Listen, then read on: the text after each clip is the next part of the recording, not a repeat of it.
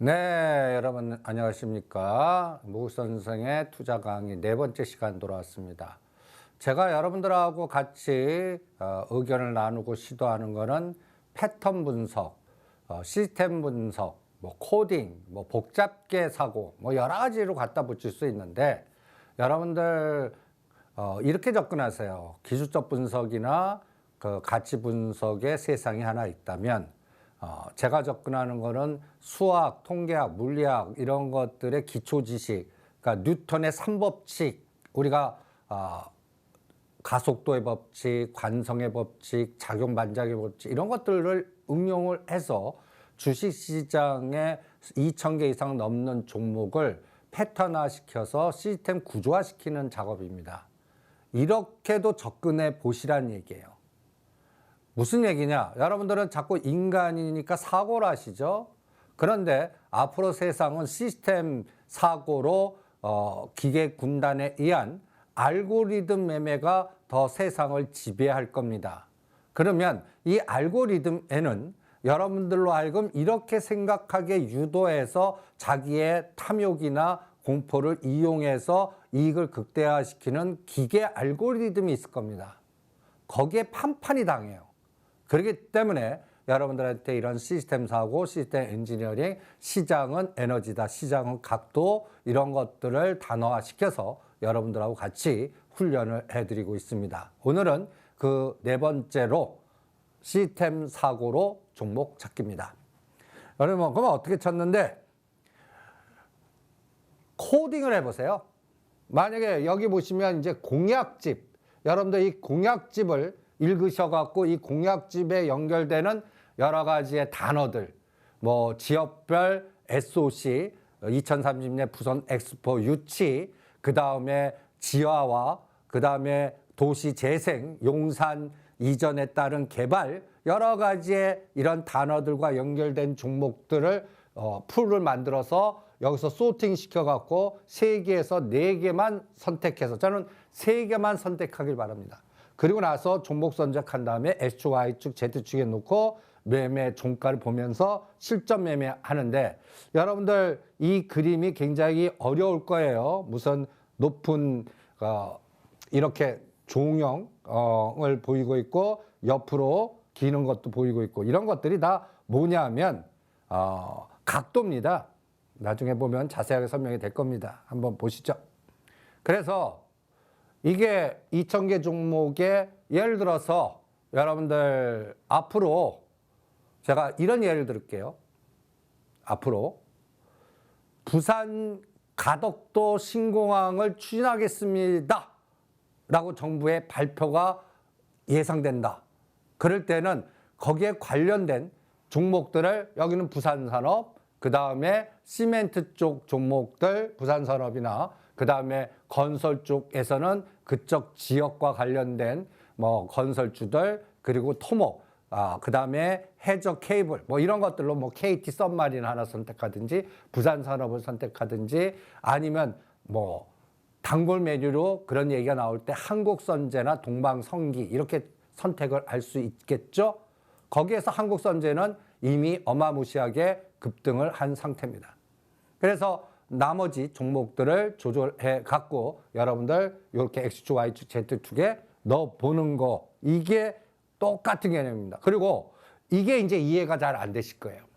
3가지 종목을 선택했어요. F는 X1, X1이 부산산업, 2등이 예를 들어서 동방성기나 KT 썸마린, 3등이 KT 썸마린 그러면 이게 단기간에 급등해서 급락하는 좁은 기간에 순식간에 움직일 수도 있고 좀 기간이 넓게끔 장기적으로 움직일 수가 있고 시간의 감각과 높이의 감각을 조절해서 각도화시킬 수 있지 않겠습니까? 그거를 25도, 45도, 60도 그리고 상승률을 21%, 38.2%, 61.8%를 이렇게 구조화시켜서 시작점, 저점에서 어떤 속도로 움직이냐 이렇게 구조화시킬 수가 있을 겁니다. 이렇게 해서 여러분들이 흐름, 맥 이런 것들 보시면서 전체적인 시장을 조절해 보시기 바랍니다. 그래서 여러분들이 이러한 각도의 에너지 45도, 25도 처음에는 25도 각도로만 움직입니다. 그러다가 여기서 슈팅이 딱 나오죠. 이런 것들을 F는 나는 부산산업, 나는 KT 썸마린, 또 세 번째는 예를 들어서 뭐 동방성기 뭐 이렇게 선택을 할 수가 있겠죠. 또 하나 용산 지역 개발과 관련돼서 나는 할 때는 F에다가 하나는 거기에 조경이나 여러 가지 해서 뭐 시공테크, 그 다음에 거기에 뭐 공원이나 여러 가지의 컨벤션 센터 이런 것들 막 만들면서 공연도 하고 열람도 하고 막 하는 건데, 또 하나는 나는 어떠한 식물원이나 뭐 여러 가지의 어떠한 흐름, 뭐 자연과 환경, 그 다음에 심지어는 여기에 또 하나의 이러한 관련된 종목들에서 여러분들이 그쪽 토목이나 조경이나 이런 것들에 특화된 건설회사나 그런 기능을 갖고 있는 여러 가지의 온실 쪽에 특화된 하면 그린 플러스라고 있지 않습니까? 이렇게 놓고 어떤 기준점에서 이게 지금 현재 저점에서 몇 프로씩 움직였냐, 첫 번째 상승이냐, 두 번째 상승이냐, 세 번째 상승이냐, 이렇게 구조화시킬 수 있지 않겠어요? 이런 것들을 해보는 겁니다. 이렇게 해서 여러분들이 소팅을 시키는 겁니다. 그래서 그럴 때 반드시 기준이 필요합니다. 어떤 기준이 필요하냐면요, 이미 내가 딱 들어왔는데 그 종목이 이미 100% 이상 올라 있어요. 이것도 뭐 한 달이나 두 달 만에요. 그러면 전번 시간에 우리가 매매하지 마 기준, 여기서 카지노 각도로 이미 1개월에서 3개월 코스로 100% 올랐다? 하지 마. 근데 121선 근처에 있거나 밑에 있으면서 25도 각도에서 뭔가 이렇게 딱 치고 나가려고 그래요. 그럼 요거는 매수. 또 한 단계 여름 올려놓고 눌림목, 이럴 때 눌림목 때 매수. 이렇게 전략화를 위치 에너지 갖고 판단을 해서 대응을 할 수 있지 않겠습니까? 이런 것들을, 그래서 이거를 계절로 표현했습니다. 120 밑에 5일선, 11선, 21선이 수렴된 거를 겨울. 그 다음에 121선을 20일이 뚫은 초입을 봄. 그 다음에 20일에서 이격이 이렇게 25%에서 30%, 60%에서 100% 이격에 따라서 2단계, 3단계 이렇게 구분해갖고 전략을 짜보는 겁니다. 요게 그거를 구체화시킨 겁니다. 전번 시간에 이렇게 122격이 100% 있는 것들은 매매하지 마. 50%일 때는 약간 자금을 한정하고 손절 단가 딱 치고 정배열해서, 역배열이나 봄의 패턴일 때는 분할 매수로, 분할로 이렇게 전략을 짜서 그러한 흐름에 연결된 종목들을 소팅해서 샘플링을 한 다음에 거기에서 종목을 찾을 수가 있지 않겠습니까? 이런 것들을 훈련을 해보는 겁니다. 그래서 여기에는 패턴 알고리즘이 있습니다. 여러분들 2,000개 넘는 모든 종목을 이 패턴으로 구조화시킬 수가 있어요. 하나의 구조는, 이거는 뭐죠? 음의 피드백 루프라고 해서 굉장히 어려운 단어를 쓰는데, 이 이공학문이나 그 복잡학문은 말을 굉장히 어렵게 해요. 뭐 초기 조건의 민감성, 창발 현상, 뭐 혼돈의 가장자리, 뭐 이런 단어들을 막 씁니다. 그럼 처음 듣는 분들이 이해가 돼요? 잘 안 되거든요. 그런데 아주 어렵지 않아요. 음의 피드백 루프는 수렴되는 겁니다. 고가에서 떨어지는데 이렇게 이런 스타일로 떨어져요. 처음에는 급락하고 두 번째는 적게 급락하고 마지막에는 누는 그래프. 이게 마치 지수함수죠. 지수함수로 빠지는 거예요. 마찬가지로 오르는 거는 이렇게 이거 로그 함수. 처음에 급등해요. 그다음에 한계 탄력성 둔화되면서 막판에 뭐라 그럴까요? 탄력이 둔화되는, 떨어져도 악재 나와도 잘 안 떨어지는 구간, 올라도 잘 못 오르는 구간, 이럴 때를 요 패턴들을 음의 피드백 루프 패턴이라고 표현하는데, 여러분들은 수렴 패턴이라고 보시면 됩니다. 그럴 때는 웨이팅 앤 관찰, 여기서 더 떨어질 건지 여기서 수렴되고 올라갈 건지 관찰. 또 급등한 종목은 여기서 어느 선을 깨면 급락할 수가 있거든요. 이런 과정을 구분시키면 돼요. 또 여러분들 보면 요 두 번째 패턴. 박스에서 요새 대형주가 좁은 박스에서 예를 들어서 삼성전자 68,000원, 8만원에서 지그재그. 현대차 17만원, 20만원에서 지그재그. SK하이닉스 11만원과 13만원에서 지그재그. 이런 지그재그 패턴일 때는 어떤 하단에서 매수하고 상단에서 매도하는 일정한 뭐라 그럴까요? 박스 전략을 유도하면 됩니다. 그 다음에 세 번째 패턴이 가장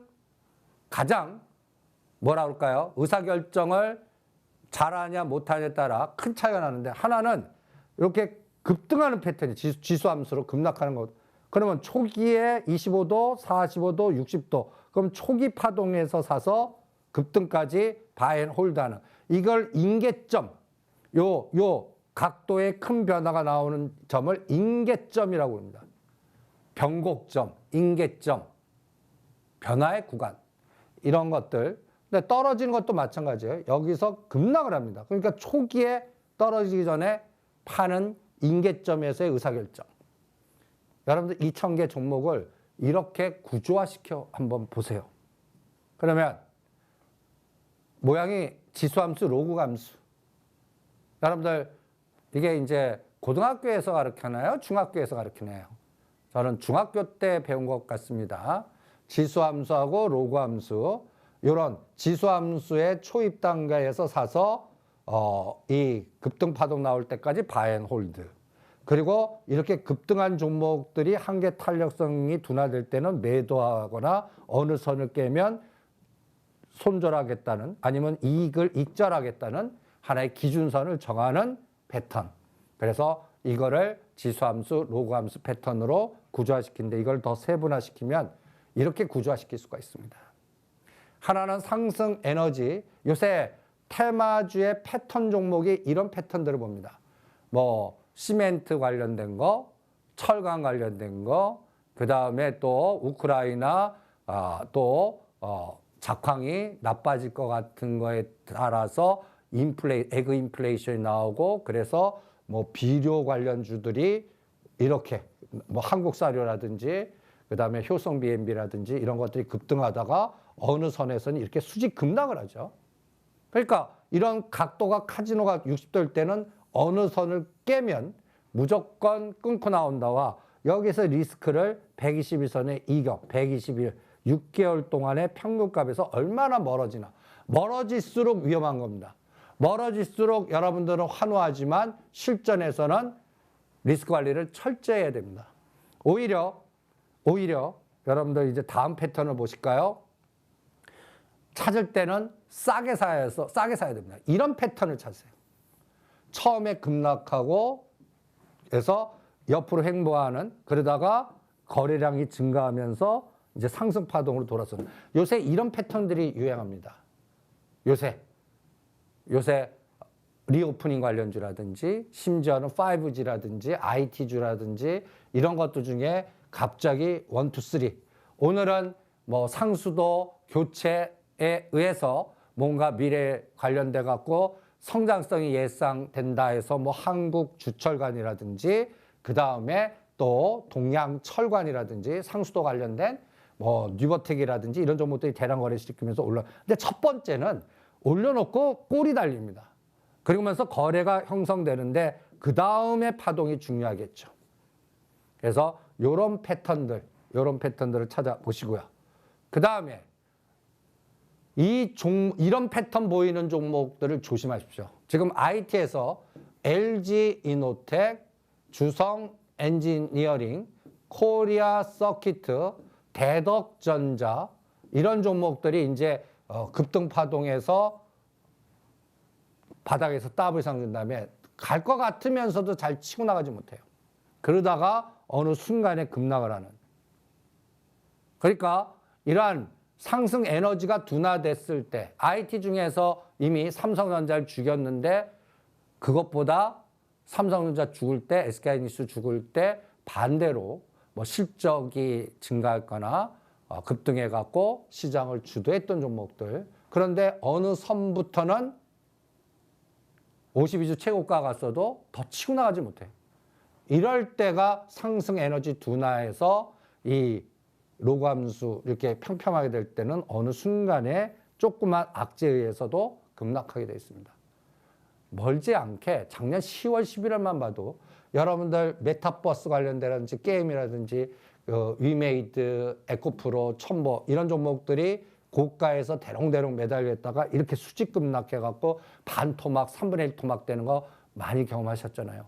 그러니까 여러분들이 한계 탄력성 둔화 갈 때 호재는 난무한데 120 이건 높은 데에서 잘 못 가고 여기서 이제 쌍봉 형태나 원형 천정형 형태나 이런 패턴들이 나오는 겁니다.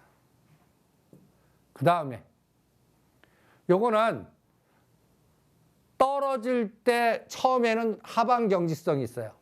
잘 안 떨어져요. 그 다음에 가랑비 올 때 떨어지다 막판에 투매 나오는 거.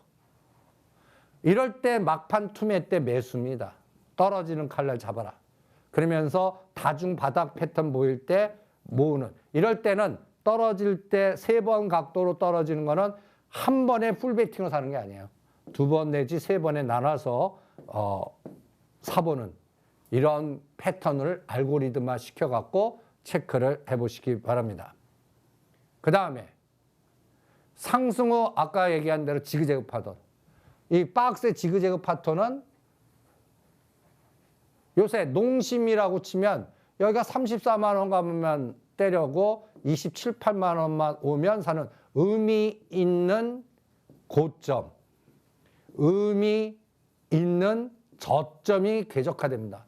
요새 시가상위 종목들이거나 롱숏 펀드에 이용하는 시가상위 종목들이 다 이런 박스 패턴을 보이고 있습니다. 그리고 어떤 종목은 여기서 이 박스의 고점 돌파할 때는 이 고점이 반드시 지지가 돼야 됩니다. 요새 비트코인이 55,500만 원 돌파, 이게 박스 상단, 4천만 원 박스 하단에서 여기서 놀다가 이거 돌파하면 이제 5,500만 원이 하단의 지지선이 돼서 박스가 올라가는지 보는 거예요. 근데 실전에서 그래서 직전 고점이 지지가 다시 깨면 여기서 무조건 끊어주는 겁니다. 다시 돌파하면 다시 따라 붙고요. 이러한 흐름도 이런 패턴에서 구조화시켜 보시기 바랍니다. 그다음에 반대되는 겁니다. 지금 급락했던 농심이 27만 원만 가면 올리고 34만 원만 가면 두들겨 맞고 지금 두 번째 이루고 있어요. 이거 다시 오르고 있어요. 여기서 이제 35만 원이 지지가 되면 다음은 5만 원 높이는 겁니다. 34, 5만 원 하단, 40만 원 상단. 여기서 또 지그재그 나오나. 그래서 이게 지그재그 패턴으로 가는지 로그 함수 패턴으로 가는지 지수 함수 패턴으로 가는지 2,002개 이상의 종목을 구조화시켜 보십시오. 패턴 훈련입니다. 그러면 예를 볼까요? 농심. 여기서 우하향이죠. 그 다음에 여기서 하단, 상단. 요게 27만 원, 34만 원. 한 번, 두 번. 여기서 간단히 예를 들어서 여기서 고점 돌파에 따라서 이때 사신 분은 지금 이거 물렸어요. 여기서 손절하는 게 아니라 여기서 매수했어요. 여기서 추가 매수하거나 기다렸다가 요 단가 왔을 때 50%를 끊어갖고 여기서는 끊었는데 더 올라가는 경우가 있고 다시 원위치 하는 경우가 있을 겁니다. 그거 못 맞추세요. 못 맞추세요. 그걸 비율로 구조화해서 대응할 뿐입니다. 그래서 이러한 지그재그 패턴일 때는 상단 돌파할 때 매도고 하단, 이 하단도 매수했는데 박스가 하나 내려갈 수도 있어요. 그런데 샀어요. 깨요. 그러면 요만큼 다시 기다려서 여기서 지지하는 선을 다시 잡고 여기서 추가 매수 아니면 흘러보냈다가 다음 파동 대받을 때 여기서 끊어주는. 그런데 이거를 깨고 내려가면 의미 있는 저점을 깰 때는 일부 요 선에서 50% 물량을 기계적으로 끊어주고 이거를 여기서 다음 바닥에서 다시 사는 그러한 물량 늘리기 전략도 배웠습니다. 그거는 각자의 자금 포지션이나 능력에 따라서 이런 흐름도 같이 조절을 해보시기 바랍니다. 그래서 제가 여러분들한테 오늘 패턴 알고리즘에 대한 구조화의 여러 가지 시나리오 패턴을 공부했습니다. 그러면 이제 한번 실전에 패턴을 응용해 보죠.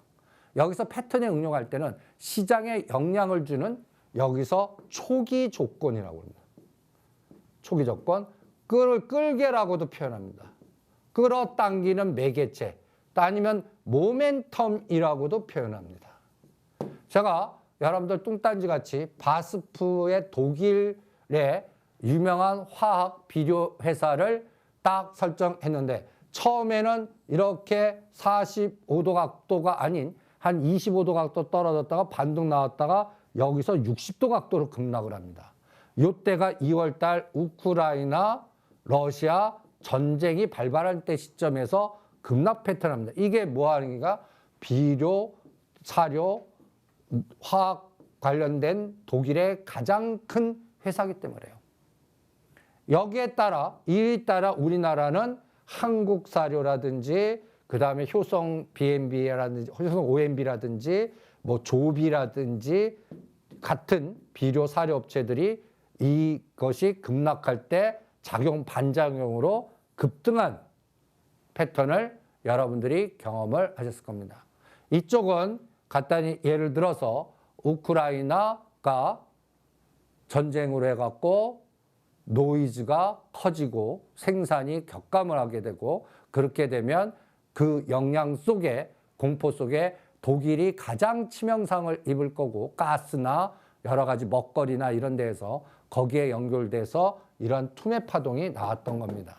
그러면 이거의 끌개나 초기 조건으로 우리 연상작용을 아니 우크라이나하고 독일이 이렇게 지금 러시아가 침공하면서 유럽의 재편 과정이 어떻게 바뀔 건가?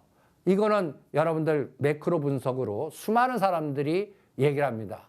저도 그 분석을 무시하는 건 아닙니다. 그런데 그래서 어쩌라고가 중요하다고 생각을 합니다. 그래서 결론은 그래서 어쩌라고.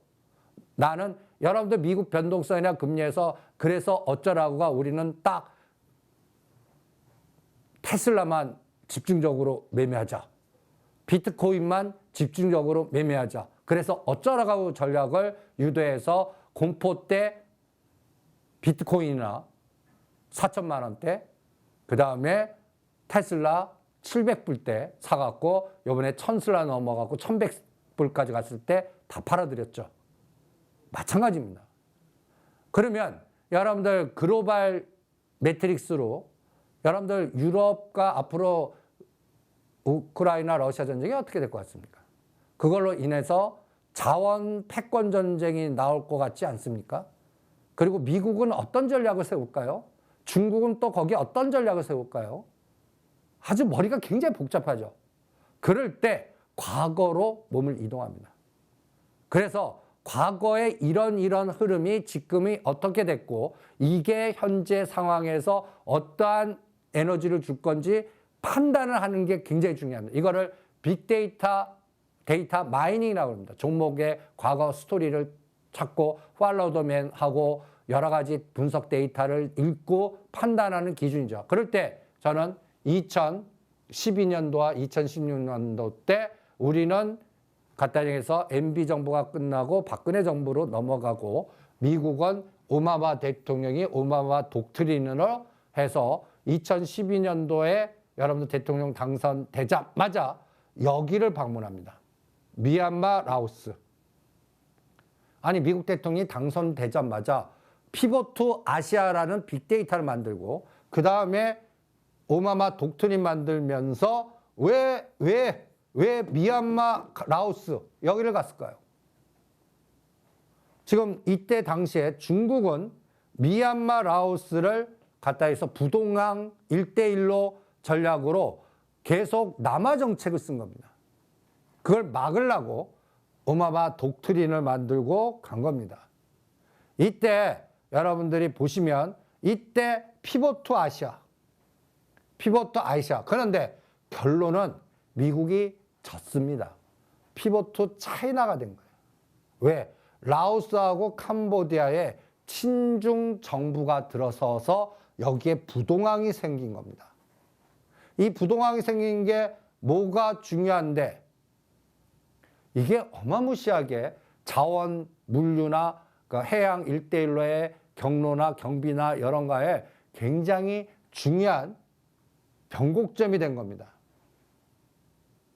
그 다음부터는 뭐 아프리카에서도 붙고, 그 다음에 중동에서도 붙고, 그 다음에 또 아프가니스탄, 남중국해, 노이즈 이런 것들이 막 생겼습니다.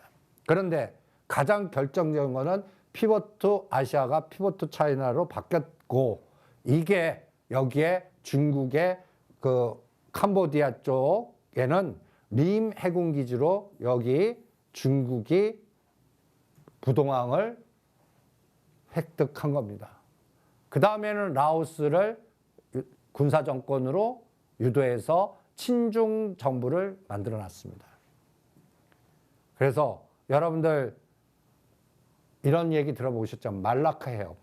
말레이시아, 싱가포르에 마치 그 수에즈나 이렇게 터널 같이 이렇게 좁은 해협이 있습니다. 말라카 해협으로 여기만 막으면 중국이 이렇게 배 타고 여기로 가갖고 중동으로 가서 간단히 얘기해서 천연가스나 물류나 석유를 갖고 와야 되는데 여기 막으면 골 때리거든요. 원유 수송로입니다. 그런데 여기서 갈등 구조가 굉장히 많았고 요것만 막으면 돼 했는데 미얀마, 캄보디아에 여기에 부동하니까 이제 이 옛날 요거 필요 없는 거예요. 원유 수송로 열차를 타고 와서 여기서 바로 배로 갈 수가 있는 신항로가 개척이 된 겁니다. 요렇게요. 중국에서 미얀마 해갖고 캄보디아에서 여기서 이제 사우디에 아주 공략을 합니다. 엄청난 자원을 보여서 사우디, 그 다음에 카타르 이런 쪽. 그래서 이때 이 루트를 통해서 카타르에서 사우디에는 20%의 원유를 중국이 사주고 카타르는 중국 신욱 기업이 투자를 해서 프로젝트 파이낸스에서 간단히얘기해서 카타르 노스필드 프로젝트를 만들고 이게 해양 1대1로로 전개된 상황입니다. 그러니까 그 다음에 이제 대통령이 트럼프로 바뀌면서 이제는 다이아몬드 전략으로 수정했습니다. 일본, 인도, 오스트리아로 있는 다이아몬드 이게 이제 진주 목걸이에 간단히 얘기해서 중국의 전략을 방어하는 하나의 쿼드 전략. 뭐 쿼드 플러스에는 한국도 들어와, 뉴질랜드 들어와, 베트남도 들어와 했는데 실적으로 어떻게 됐습니까? 트럼프 대통령이 그 다음에 재선에 실패하고 그 다음에 인도도 갸우뚱. 간단히 해서 요새 보면 중국과 러시아의 여러 가지 갈등 구조에 러시아 원유나 쌓아진 거를 인도하고 중국이 막 사줍니다. 자국 이기주의로 바뀌었다는 얘기죠. 그러니까 이런 부분들이 융합이 잘 안 돼요.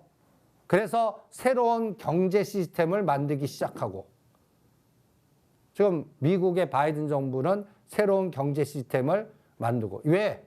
이 트럼프 대통령 때 이 동남아 때 TPP를 탈퇴해버린 거예요.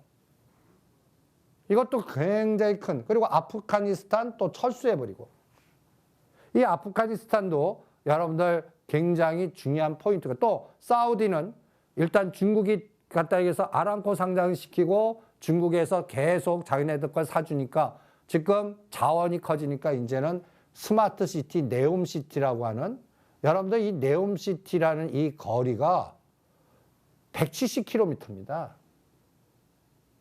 어마무시한 사막에 지하 도시 여기에 트램이 우리는 현대로템에 트램이 수주해라. 이거 수주하면 현대로템은 거의 뭐 10만 원까지 갈 겁니다. 이러한 또 여기에 연결고리에 또 현대건설도 들어가라. 현대차에 수소 트램도 들어가라. 뭐 여러 가지의 시나리오가 앞으로도 어마무시하게 전개가 될 겁니다. 사우디의 SOC입니다. 이런 부분들 그리고 카타르 노스필드 프로젝트. 이게 지금 뭐냐면 바다에 이러한 선착장 만들어서 배가 접목하면 여기다 가스, 천연가스 넣고 LNG. 여기에서 카타르 100대 이상의 LNG선 수주 프로젝트가 나온 거고, 이 중에서 이것 때문에 대우조선해양이라든지 한국조선해양의 수주 에너지가 계속 나오고 있는 겁니다. 이것도 중국 에너지예요. 그 다음에 와칸회랑. 아프가니스탄 철수하면서 여기도 좁은 해협에 중국과 이 아프간 연결은 실크로드의 길인데, 미국은 여기만 딱 막아주면 되는 그런 전략을 간단히 예를 들어서 실패를 한 겁니다. 아프가니스탄에 철수하면서 여기를 이제 새로운 정부를 만들어 갖고 이 갈등 구조. 왜냐하면 여기서 갈등 구조라는 건 간단히 예를 들어서 여기가 간단히 얘기해서 회교. 그래서 중국 하면 간단히 예를 들어서 여기서 회교 그 갈등 구조를 만들어 갖고 뭔가 이 중국에서의 마이너스 에너지를 유도하려고 그랬는데 이것도 뜻대로 되지가 않은 것 같습니다. 그래서 탈레반 쪽에 관련돼 갖고 오히려 중국 탈레반이 중국과 동맹을 맺으면서 여기서도 또 자원 외교 측면에서 미국의 뜻대로 잘 되지를 않은 것 같습니다. 이게 또 왜 중요하냐면 여기에 터키의 TAPI 파이프라인, 여기 보시면 지금 우크라이나가 이런 파이프라인 해갖고 독일에다가 아니 프랑스, 유럽에다가 에너지원을 제공하듯이 여기도 마찬가지로 탄자 들어가는데 뭐 아프가니스탄, 투르키스탄, 그 다음에 파키스탄 이런 것들이 다 파이프라인을 통해서 러시아, 그 다음에 이 에너지가 이 전체적인 또 하나의 경제적인 하나의 큰 트리거를 만드는, 여기 때문에 또 전쟁 나고 갈등하고 파키스탄 뭐 난리칩니다. 그런데 이게 아프가니스탄에서 미군이 철수하면서 여기에 거점이 터키, 그리고 여기에 인근 지역 보세요. 이란입니다. 이란이 이제 앞으로 어마무시하게 대두될 겁니다. 그래서 사우디하고 이란의 중동 패권 전쟁이 앞으로 또 큰 이슈가 될 겁니다. 지금 이런 연골고리의 빅데이터를 쭉 이렇게 스토리텔링으로 가보는 겁니다. 그래서 이제 정리를 해보죠. 육상 1대1로에는 여기 실크로드에 이제 아프가니스탄에서 노이즈가 생기고 우크라이나하고 러시아하고 싸움 나고 이러다 보니까 여기서 엄청난 불확실성의 노이즈가 생기죠. 다음은 여기 중동에서 사우디하고 이란의 노이즈가 나오는지, 그리고 이 물류 수송로에 대한 여러 가지 불확실성이 이제 중국의 피벗 투 차이나로 우위를 점하고, 그러니까 이제 중국은 어떻게 해요? 자국 내치 시진핑의 10년 미래 집권 여기로 압축이 들어간 겁니다. 이제 아프리카나 외부적인 거는 공산당 체제 내에서 미국의 방어망을 어느 정도 막아내고 뜻대로 된 것 같고, 그 다음에 전선이 어디로 내려갔어요? 인도, 호주, 나토 저기 동유럽, 유럽, 이렇게 전선이 밀렸다는 얘기입니다. 그리고 여전히 자원 패권 전쟁, 통화 패권 전쟁. 요새 여러분들 이제 루블가스라는 얘기를 이제 막 들을 겁니다. 가스를 루블로 결제해. 이렇게 되면 그만큼 달러 에너지가 축소되고, 위에나 루블, 그러면 이게 대륙의 시대의 에너지가 커지는 이런 상황.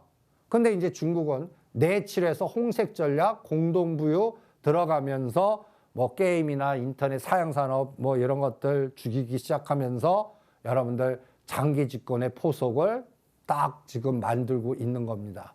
이게 2025년까지의 목표입니다. 그러면서 2030년에 어느 정도 꽃을 피우시려고 그래요. 그러면 지금 2022년도입니다. 2022년도. 여기서 이제 대만이 등장하는 거예요. 대만이. 그래서 여러분들 지금 현재 중국의 공산당 전략은 홍콩을 변동성 전략으로, 롱숏 전략으로, 여기 홍콩이 패그제로 돼 있거든요. 여기를 변동화 시키는 거예요. 그러면서 홍콩에 거주하고 있는 영국계, 앵글로색슨계, 유태계의 변동성, 이거를 흔들게 하면서 중국 본토 에너지를 키워서 금융이 키워갖고 그거를 잡아먹는 게임을 하는지 한번 보세요. 이런 큰 그림도 체크하시고요. 그 다음에 등소평의 선불원이 시진핑의 공동부유. 이런 중국은 이렇게 단어들을 만듭니다. 단어들을 만들면서 거기에 집중하는 전략을 만들어요. 이 공동부유의 전략에 망가진 게 여러분들 뭐 알리바바, 마인, 텐센트, 그 다음 미국에 상장되어 있는 중국 기업들 홍콩으로 상장해. 그러니까 또 미국하고 또 중국의 또 이 노이즈가 계속 싸움을 이루어지고 있죠. 그러면서 이제 동수서산이라는 단어를 만드는 거예요. 동쪽에 있는 숫자 수, 빅데이터를 서쪽으로 이동해. 이게 어마무시한 성장 전략입니다. 그러면서 거대한 전력 설비를 만들어야 되고 재생에너지가 들어가야 되고 그 다음에서 이 빅데이터 산업이 움직여야 됩니다. 이런 것들이 지금 현재 중국, 여기에는 수없는 시스템 반도체와 연결고리. 그러면 여러분들 한번 보세요. 반도체 이란 또 가스, 그 다음에 먹자에 여기 보시면 우크라이나가 여기 빨간 색깔이 전 세계에서 밀 생산 우위, 보리, 그 다음에 옥수수 다 해바라기씨는 1등입니다. 세계 상승. 이런 우위에 있는데 이제 4월 달이 5월 달이 파종식인데 급격하게 격감하거든요. 그러면 이 격감에서 가격 올라가니까 뭐 다른 나라, 뭐 브라질이나 딴 데에서는 생산량은 늘리겠지만 여기에는 시차가 존재합니다. 6개월에서 무려 10개월에. 이 시차 동안에 또 특히 4, 5, 6월 달 요 구간 동안에 인플레이션이라든지 이런 것들이 루블 가스 이런 것들 해서 또다시 인플레이션을 건드리나 이런 것들을 봐야 돼요. 왜냐하면 이 여러분들 드네프르강이라고 아시죠? 우크라이나에 여기가 어마무시한 곡창 지역입니다. 여기에 지금 전쟁이 난리를 치는 겁니다. 그러니까 파종이 제대로 되겠습니까? 이게 또 우리 가까이서 10월 달까지 지금 4월에 심어갖고 10월 달에 걷어들여야 돼요. 여기에서 오차가 생기면 여기를 주로 우크라이나산 밀이나 팜유를 쓰는 나라들이나 밀가루나 아프리카 쪽이나 유럽 쪽의 물가는 상상만 해도 끔찍하게 될 것 같습니다. 이런 것들이 우리 종합적인 상황을 만들 겁니다. 그리고 우크라이나의 소득이 얼마 되는지 아십니까? 3,500불이에요. 지금 이렇게 자주색으로 보이는 데가 이 가나나 우크라이나로 표시했는데 동유럽 쪽에서 못 사는 쪽의 나라들입니다. 그런데 간단히 얘기해서 여러분들 그 전력이나 천연가스보다 먹는 거는 끔찍한 겁니다. 우리가 더위나 이거 옷을 끼어 입거나 담요해서 견뎌요. 근데 먹는 거는요. 먹는 게 없어요. 이거는 폭동을 일으킵니다. 아프리카하고요. 그 다음에 가난한 동유럽, 이게 장난이 아닐 겁니다. 이게 또 아시아 쪽을 건드릴 거예요. 우리나라도 물가를 건드릴 겁니다. 그래서 이 부분과 루블가스라는 단어 나오죠. 여기에 루블가스. 이제부터 또 푸틴은 여러분들 이제 협박을 하는 거예요. 유럽에다가. 그리고 4월 10일은 요 프랑스가 대통령 선거가 있습니다. 독일과 프랑스가 어느 정도 유럽의 어떠한 맹주 역할을 하는데 이제 프랑스의 대권. 그러면 가장 답답한 데가 어디예요? 폴란드, 슬로바키아, 헝가리, 루마니아, 세르비아, 우크라이나와 인접되어 있는 나라들이 아주 갑갑할 겁니다. 이러한 복잡한 연골고리에 제가 이렇게 장황하게 매크로의 이런 분석을 쭉 했습니다. 왜? 1차 파동 다음에 2차가 이제 4, 5월 달에 특히 5월 9일을 D-Day를 잡아보겠습니다. D-Day. 5월 9일이 위대한 조국 전쟁의 날이라고 표현하는 날입니다. 5월 9일이 독일 2차 세계대전 때 독일을 막아내고 승리한 기념일입니다. 이번에 5월 9일까지 우크라이나하고 종전선언하거나 협상하거나 타협하지 않으면 4, 5월까지 여기에서 전쟁이 장기전으로 가면 루브가스하고 그 다음에 먹거리하고 파종 이런 것들이 갑자기 노이즈가 돼서 떨어진 유가나 갖다 요새 좀 조정하고 있거든요. 이런 것들이 다시 2차 급등을 할 수가 있는 변곡점이 5월 9일이 될 수 있습니다. 그러면 여기에서 효성 OMB가 아까 각도 일단 올려놓고 지금 조정이에요. 여기서 이 어디까지 조정했다 다음 그림이 나오나. 이렇게 연골고리 종목들을 뽑아갖고 뿌려보는 겁니다. 그래서 앞가에서 F는 X, Y, Z의 세 개를 골라보는 겁니다. 그러면 우리가 아까 그 각도에 뿌려보라고 그랬죠. 121선이 효성 OMB가 10,000원 선입니다.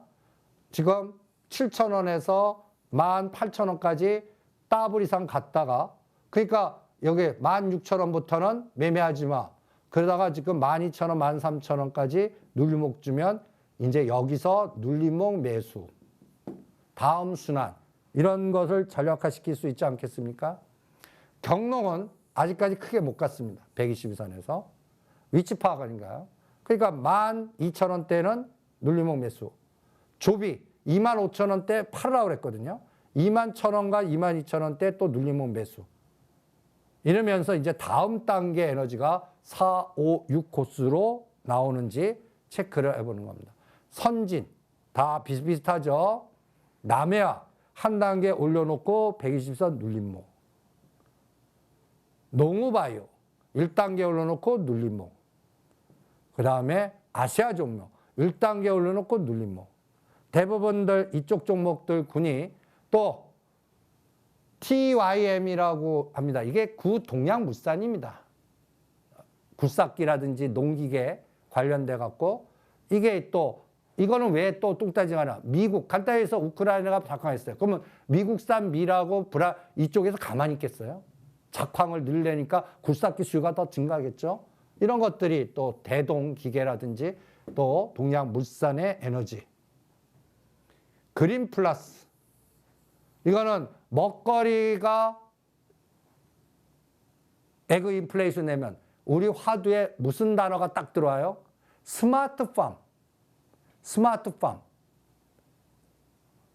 농장을 스마트화시켜 거기서 자체 생산해갖고 우리의 먹거리를 유도하는 회사. 이런 것들이 또 하나 이슈가 되는데 120선 수렴이죠. 이런 것들이 또 하나의 그 패턴 분석상 어떠한 끌게 초기 조건이 다시 또 들어와서 제2차 에그 인플레이션을 주거나 하면 여기에 연결된 종목들이 실제로 수급 들어와서 다시 재차 에너지를 주는지 앞으로 추적해 보는 겁니다. 그 다음은 아까 처음에 소팅 했을 때 이제 그 공약집을 읽으라고 그랬죠. 이거는 건설 건자에 대한 연골고리에 아직까지 뭐 땅 파고 흙 파고 뭐 하겠다라는 구체적 계획이 나왔습니까? 아직까지 여러분들 각각 그 장관도 임명이 되지 않은 상태입니다. 그러니까 뭐 예를 들어 GTX는 어느 선을 먼저 할 거고, 그 다음에 용산 공원개발이나 용산 청와대를 어떤 방식으로 할 거고, 그 다음에 또 여의도 재건축이라든지 압구정 현대 한전부지의 또 현대차 그룹의 건설은 언제쯤 시작할 거고, 부산 지역에 어떤 거를 거점화시키고 광주 지역에 어떤 걸 거점화시킬까? 그럼 광주 지역에 특화된 건설회사, 세종시에 특화된 건설회사, 계룡건설, 광주는 남아토건, 부산 쪽에 IS동서, 그 다음에 또 토목, 건설, 그리고 지하할 때는 시멘트가 많이 들어가니까 시멘트 연골고리 이런 것들을 구조화시켜서 이미 여기도 급등한 거는 눌림목, 120m에서 바닥에 있는 거는 아까 길목 지키기 이런 전략으로 유도할 수 있지 않겠습니까? 이게 그래서 패턴을 구조화시키는 거예요. 종목을 샘플링해줘. 여기서도 F, X, Y, Z 세 개를 딱 골라보는 거예요. 그래서 어떤 게 먼저 갈 거고 어떤 게 하나. 이렇게 위치. 삼목 S폼은 이거는 한일사료나 아까 보면 효성 OMB 같지 않습니까? 그러니까 얘는 매매 대상 제외. 함께 끝났어요. 그러면 이화공영도 5,000원짜리가 얘는 따블은 안 갔어요. 그 다음에 눌림목 한 7,000원, 21선. 21선 눌림목의 쌍바닥일 때는 매력 있어요. 그 다음에 히림은 8,000원과 9,000원 사이에 매력 있어요. KCC 건설. 이거는 KCC, 그 다음에 또, LX 하우시스라는 관련된 또 리모델링이나 또 건축, 건자재나 이런 것들 연골고리 때 이것도 도로, 항만, 토목 이런 데 특화된 중소형 건설사 1단계 올려놓고 눌림목. 9,000원과 10,000원 사이는 매력 있어요. 남아토건, 광주 지역 관련된 건설. 자연과학력. 이것도 용산 공원 개발을 어떻게 할 건가? 시공테크 같죠. 근데 시공테크는 너무 급등했죠. 그러니까 이것도 한 7,000원과 8,000원 정도. 9,000원대는 너무 비싸요. 이렇게 각각 연골고리 종목들을 하나씩 보니까 어떻습니까? 여러분들이 이렇게 아까 처음 패턴, 지수함수, 로그함수, 겨울, 봄, 여름 3단계 이렇게 구조화, 그리고 어떠한 빅데이터가 들어왔을 때 여러 가지 전 세계 동향의 이 흐름 보니까 여러분들 지금 자원 패권 전쟁하고요. 먹거리 전쟁, 에그 인플레이션, 그리고 전쟁이 장기화됐을 때 상황도 고려하는 4, 5, 6. 이렇게 되면 대형주가 못 가요. 그러면 대형주가 일정 부분 갇혀 놓으면서 파생의 변동성에 이용당하고 시장은 종목으로 가는데 내부적으로는 정책 연골고리. 어떤 분이 건설부 장관, 국토건설부 장관, 어떤 분이 뭐 과학부, 어떤 분이 뭐 이렇게 또 외교통상부는 저는 한일 관계 개선에 지금 박진 의원을 추적합니다. 미국 특사로 하신 분. 그러면 일본의 구조가 과거하고 다를 때는 롯데그룹 주가. 이런 것들을 연상작용으로 체크해서 거기에 관련된 에너지나 새롭게 변화가 될 종목을 체크해 보는 거예요. 여러분들 이제 마지막 마무리하면서 지금 그동안 공포에 그 다음에 10년, 2년 장단기 금리 차에 공포에서 침체가 그거 싹 잊어버리세요. 그거 정답하는 사람 없어요. 그럴 때 시장은 대형주가 되는 장은 아니구나. 이런 거시적 변화가 어떤 길을 튈지 모르니까 거기에 압축된 자원과 관련된 거, 에너지와 관련된 거, 먹거리 관련된 거에 중심에서 플러스 마이너스가 K자로 반드시 있을 겁니다. 마이너스 되는 건 버리고 K자 되는 특화된 것들 중에 너무 급등한 거 제외하면서 다음 순환이 있는 걸 조절해서 이렇게 가만히 공포에 있는 것보다는 이렇게 뭔가라도 실행을 해갖고 이 추세를 타시는 거와 그 다음에 내가 선택한 거가 있으면 집중하는 게 중요합니다. 괜히 딴 거 비교해서 왔다 갔다 하지 마시고요. 이 두 가지 이미지를 또 머릿속에 두시면서 여러분들이 오늘 공부한 시스템 알고리즘, 어쩌면 새로운 접근 방법입니다. 수학, 물리학, 기하학, 통계학을 이용해서 여러분들, 이게 기계가 움직이기 때문에 그렇습니다. 패턴 분석으로. 인간으로 하여금 이렇게 생각하고 지네들은 알고리즘 매매하기 때문에 인간적 사고가 아닌 기계적 사고의, 통계적 사고의 패턴 분석을 통해서 롱에 배팅하고 숏은 끊어주고, 이거를 구조화시켜서 2000개 샘플링해서 소팅해서 찾아내는 훈련을 오늘 공부해 봤습니다. 처음 접근하신 분은 상당히 어렵게 느끼실 수 있어요. 그래도 이런 패턴 분석을 통해서 여러분들이 어떠한 임팩트의 단어가 왔을 때 SOC 관련된 거, 그 다음에 그거 관련된 종목이 딱 3개 배열될 때 그 종목을 빨리 찾아내서 초기에 들어가는 그러한 감각은 이런 구조화를 통해서 여러분들이 미리 훈련한 사람과 샘플링을 해놓고 구조를 딱 만들어서 매일 딱 시작 전에 관찰한 사람과 저게 왜 올랐지? 나중에 급등한 다음에 이유를 듣는 거랑은 하늘과 땅 차이입니다. 오늘 시스템 패턴 분석에 대해서 종목 찾는 방법을 같이 공부를 해봤습니다. 네, 네 번째 강의는 여기서 마치겠습니다. 감사합니다.